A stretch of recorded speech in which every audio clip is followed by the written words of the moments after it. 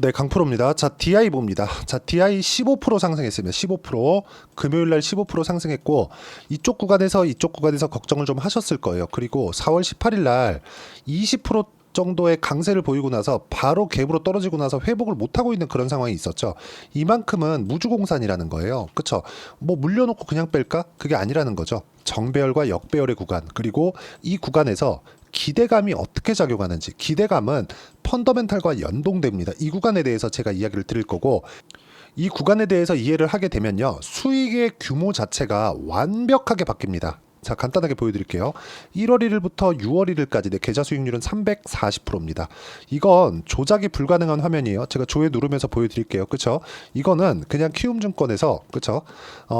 표시되는, 제가 실제 게재한 내용으로, 그쵸? 매매한 내용으로 표현이 되는 겁니다. 그리고 종목군을 볼게요. 어떤 종목을 하길래 이 정도의 상황이 발생하는지. 자, 내용 보시면 YC입니다. 이것도 뭐예요? 반도체죠.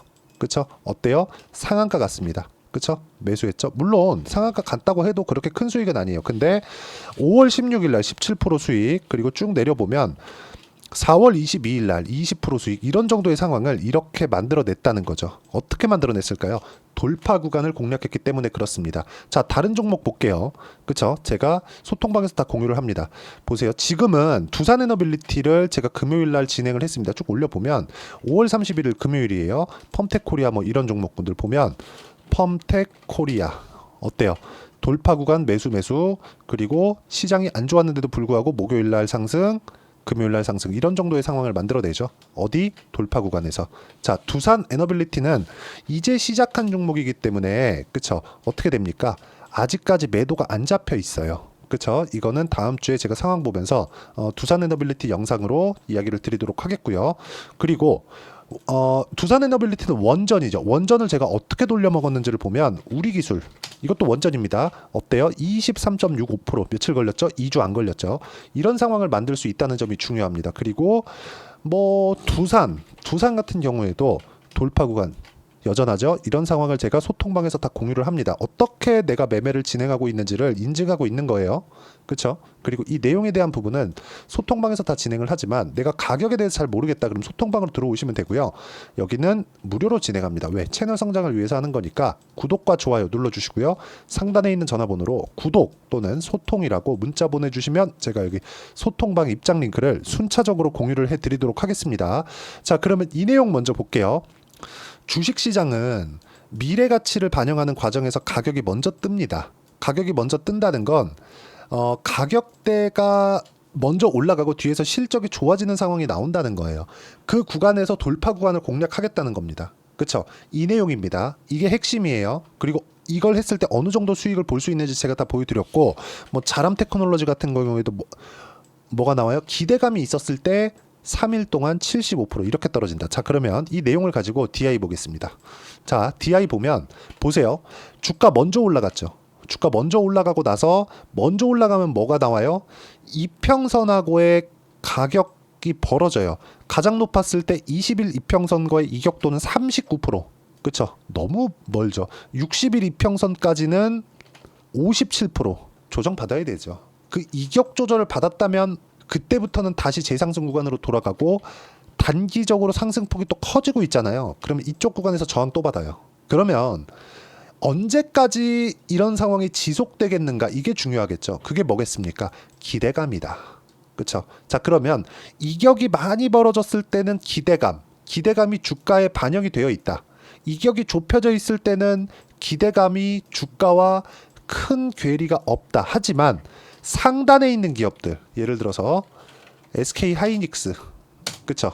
SK 하이닉스 같은 경우에 SK 하이닉스도 단기간에 많이 올랐죠. 하이닉스는 규모가 있으니까 단기간에 많이 올라서 조정을 받고 있는데, 조정받고 있는 구간에는 DI 같은 경우에도 좋은 움직임을 보일 수 없다. 근데 하이닉스가 3% 떨어졌는데 DI가 15% 올랐단 말이죠. 그렇죠. 먼저 조정을 받았기 때문에 그렇습니다. 지금 종목군들, HBM 관련된 종목군들이 이렇게 좀 부침이 심해요. 그렇죠. 어떤 종목은 가고 어떤 종목은 못 가고, 한미반도체는 하이닉스보다 더 강하게 움직이고 있고, 이렇게 구분을 지어야 되는 상황이 있단 말이죠. 이게 이격도로 우리가 판단할 수 있다는 겁니다. 이격도로. 자, 이격도가 좁혀지면서 반등이 가능하다? 이러면 뭘 보셔야 되냐? 정배열, 역배열을 보시면 됩니다. 만약에 역배열 구간에 있다. 예를 들어서 최근에 약한 종목군들 한번 이야기를 드려보죠. 예를 들어서 SK 이슈가 뜨겁죠. SK 보겠습니다. SK 뭐예요? 역배열이죠. 그쵸?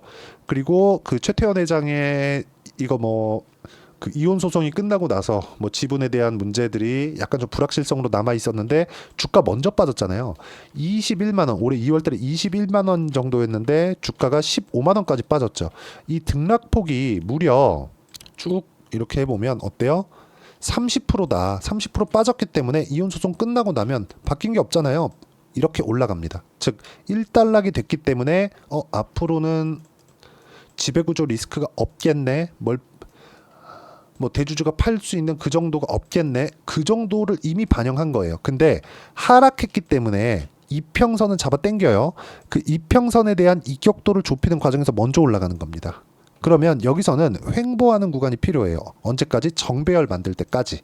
정배열을 만드는 첫 번째 조건 22평과 62평을 돌파하는 상황이 나오고 나서 돌파할 때 따라가면 문제가 되는 게 요것 때문에 그래요. 돌파 딱 하면 이쪽에서 매물 쏟아지죠. 매물을 쏟아지는 과정이 20일 동안의 평균 가격을 높여야 되는 그런 상황까지 걸린다. 그러면 DI 같은 경우에 어때요? 정배열 22평이 위에 있잖아요. 22평 위에 있기 때문에 떨어지는 상황에서 62평 만나고 22평 돌파하면 아직 정배열을 유지하고 있기 때문에 이 구간까지는 간다. 근데 여기부터 보세요.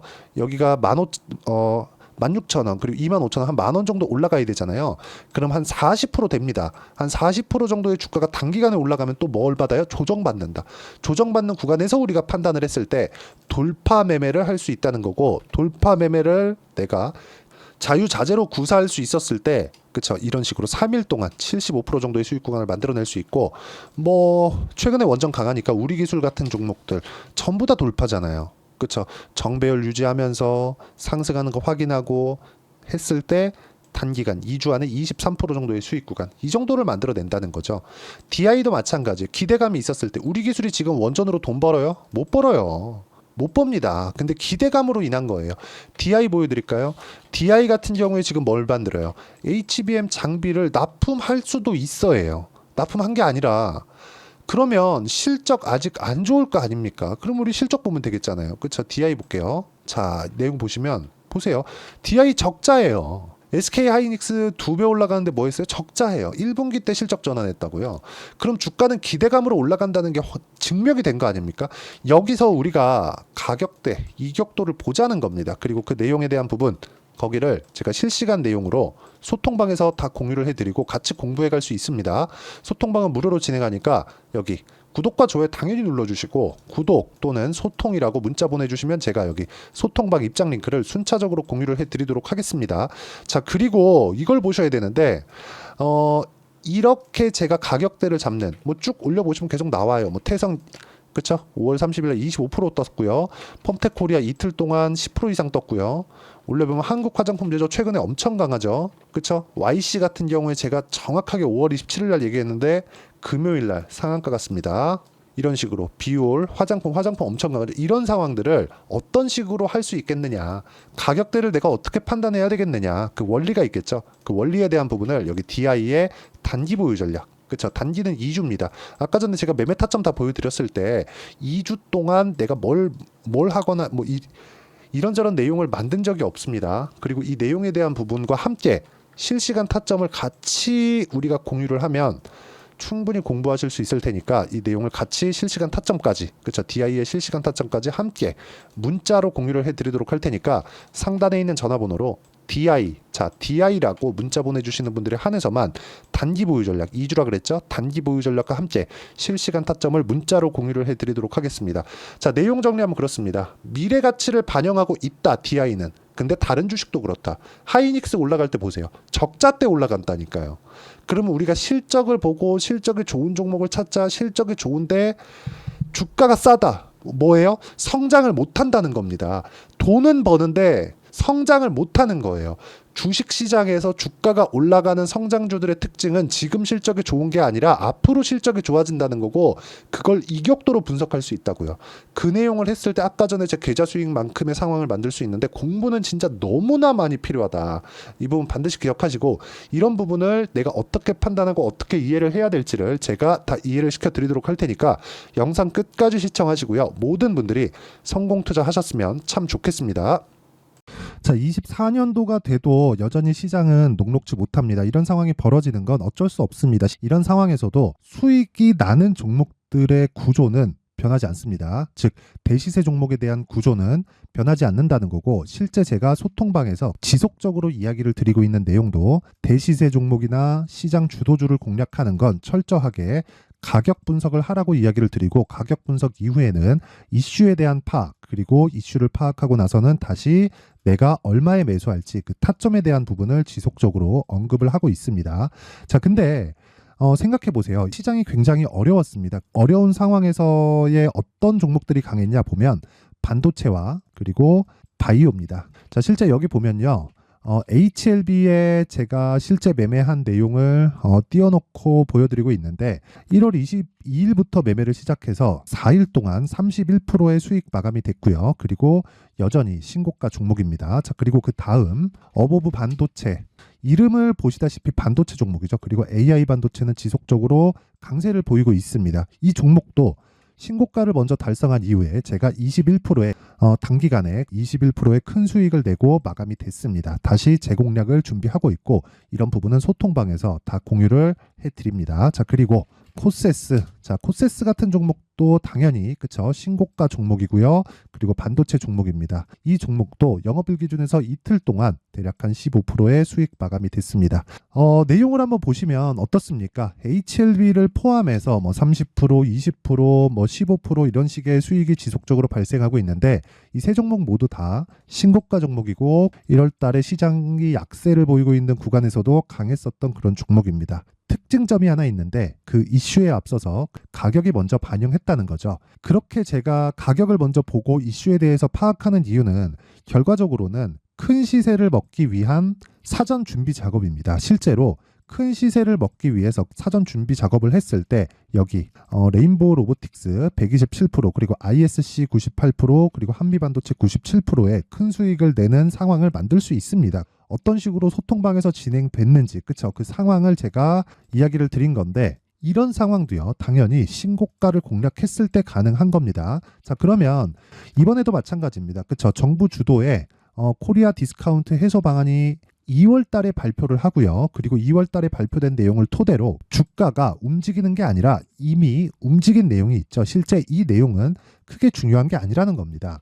실제 움직인 내용을 보면, 자, 기아차입니다. 실제로 12월 달에 신고가를 만들어 놓고 정부에서 입김을 불어 넣으니까 순식간에 기아차를 포함해서 현대차 같은 거대 기업들의 주가가 2주도 채 되지 않아서 40% 정도의 큰 시세를 냅니다. 자, 그러면 우리는 어떤 종목을 봐야 될까요? 이슈를 파악해야 되는 것도 맞지만 철저하게 가격에 맞춰서 매매를 해야 되는 게 당연히 중요합니다. 정부가 주도하는 정책 방향이 있겠죠. 그 방향에 맞춰서 우리가 종목을 찾을 필요가 있다. 자, 그러면 답이 나왔습니다. 정부가 주도하는 방향에 맞춰서 제2의 기아차를 찾는 게 지금은 중요하다. 근데 정부 정책의 방향에 맞게 가자. 그랬을 때 앞서서 제가 보여드렸었던 내용인 여기 레인보우 로보틱스 127%, 그리고 ISC 98%, 그리고 한미반도체 97%와 같은 수익을 낼 수 있습니다. 물론 시간에 대한 부분은 최소 2주의 시간이 필요하고요. 그리고 최장 3개월 안에 끝내야 됩니다.